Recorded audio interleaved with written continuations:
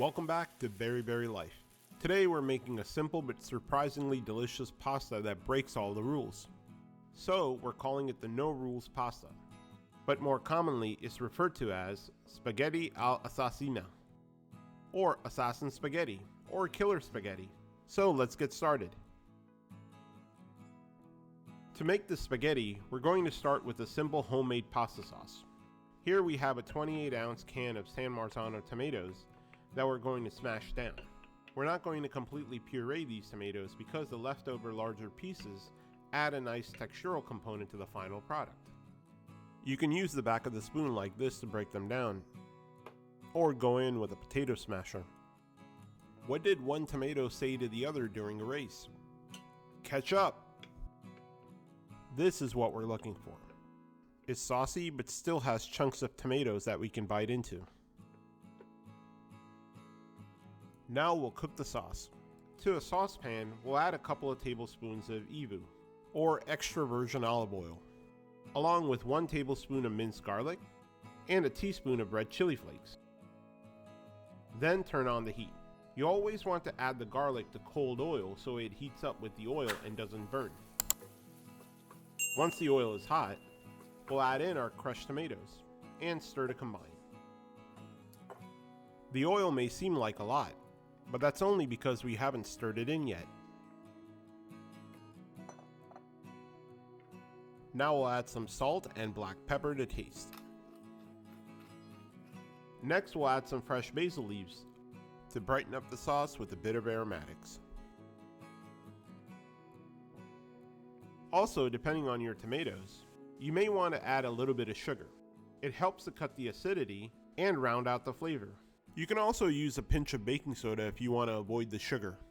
We'll cover with the lid and let it simmer for 10 minutes. And voila! 10 minutes later, our sauce is ready. You can also make this ahead of time and store it in the refrigerator for 1 to 2 weeks.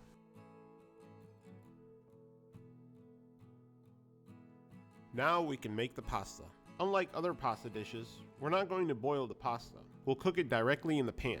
So along with the pasta sauce, we'll need some hot water that we've heated in this electric kettle.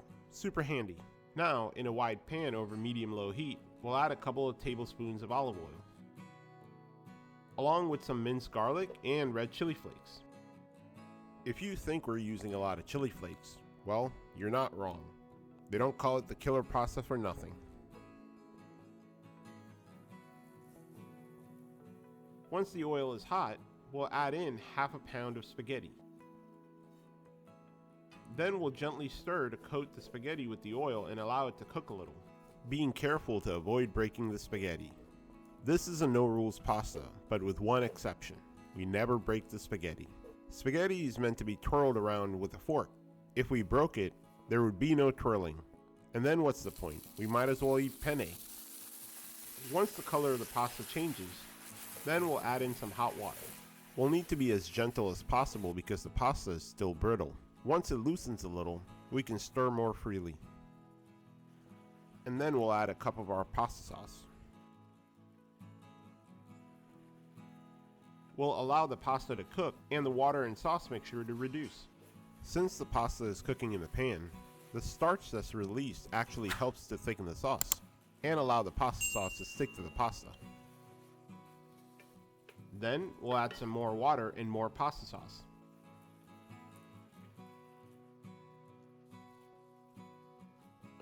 And keep repeating this process until the pasta is fully cooked.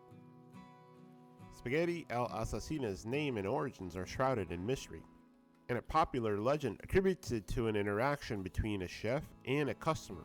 The customer arrives to the restaurant extremely hungry and angry, and threatens the chef to make him something quick, because he's an assassin. The chef decides a simple spaghetti and tomato sauce dish is what's called for.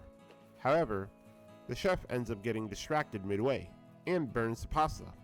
Worrying for his life, he hesitantly confesses to the customer there would be a delay. The customer gets extremely upset and demands to eat the dish as is, and if he doesn't like it, he'll kill the chef. The chef nervously serves the dish and makes it as presentable as possible. The customer eyes it skeptically, but eats it anyways. And wouldn't you know it, they end up loving it. Ever since, it's been called the Assassin's Spaghetti. Now, possibly that's all just a fine ball of yarn. And a more likely reason is that the dish is from southern Italy, a region known for their bold flavors. And supposedly, this pasta kills you with its intense and spicy flavor. Me personally, I like the assassin story myself.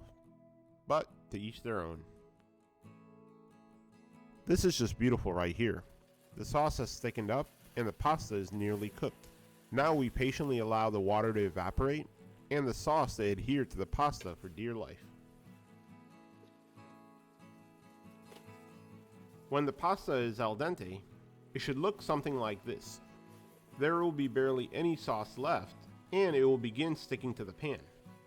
Usually at this point we would stop, for the worry of burning the pasta. However, being that it's the Assassin's Killer Pasta, let's be bold, and take it a step beyond. Now that all the liquid has evaporated, the pasta and the tomatoes from the sauce will begin to crisp up and caramelize. We'll spread the pasta evenly across the pan, so as much of the pasta is touching the surface of the pan as possible. We'll wait for about 20 seconds, then using a spatula, we'll want to get underneath the pasta, scrape the pan if needed, and gently fold it over.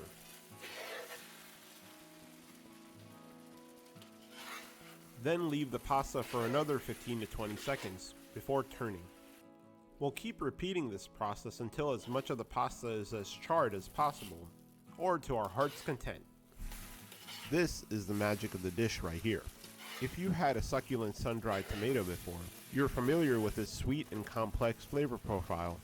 Now imagine developing that umami taste throughout the pasta with a garlicky and peppery punch.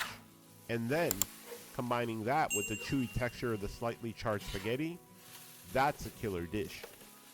And that's what we have here.